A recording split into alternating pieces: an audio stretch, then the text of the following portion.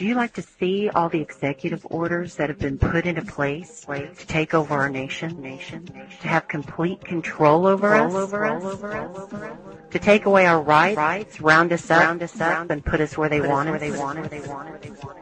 Here we go. Executive Order 10990 allows the government to take over all modes of transportation and control of all highways and seaports. Executive Order 10995 allows the government to seize and control the communication media.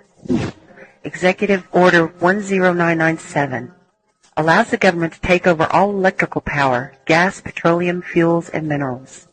Executive Order 10998 allows the government to seize all means of transportation, including personal cars, trucks, or vehicles of any kind, and total control over highways, seaports, and waterways. Executive Order 10999 allows the government to take over all food resources and farms.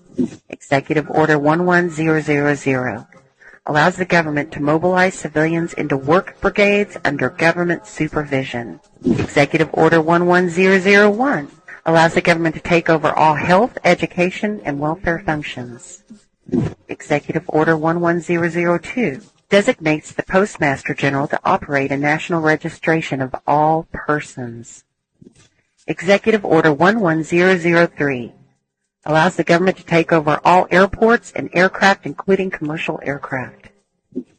Executive Order 11004 allows the Housing and Finance Authority to relocate communities, build new housing with public funds, designate areas to be abandoned, and establish new locations for populations.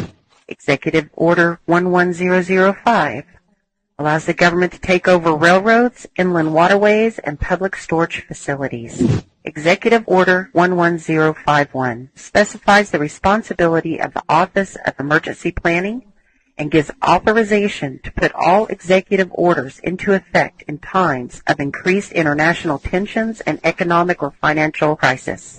Executive Order 11310 grants authority to the Department of Justice to enforce the plans set out in executive orders, to institute industrial support, to establish judicial and legislative liaison to control all aliens, to operate penal and correctional institutions, and to advise and assist the President.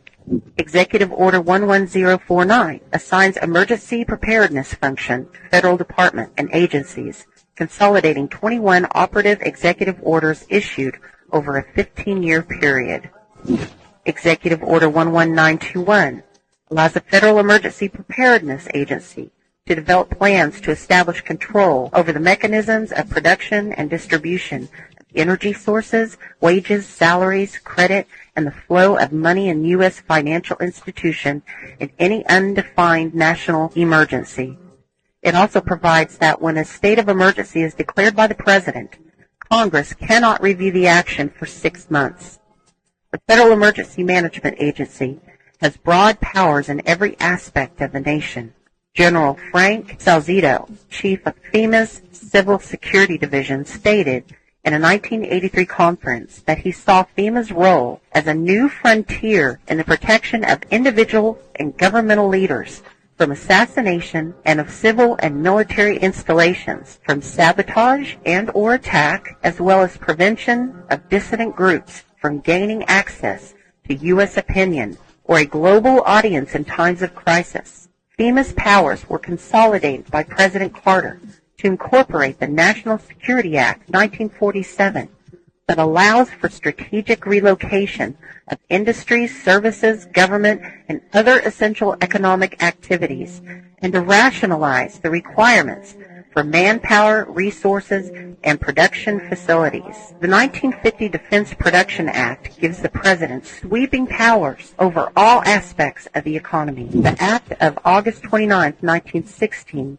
authorizes the security of the Army in time of war to take possession of any transportation system from transporting troops, material, or any other purpose related to the emergency. The International Emergency Economic Powers Act enables the President to seize the property of a foreign country or national. These powers were transferred to FEMA in a sweeping consolidation in 1979.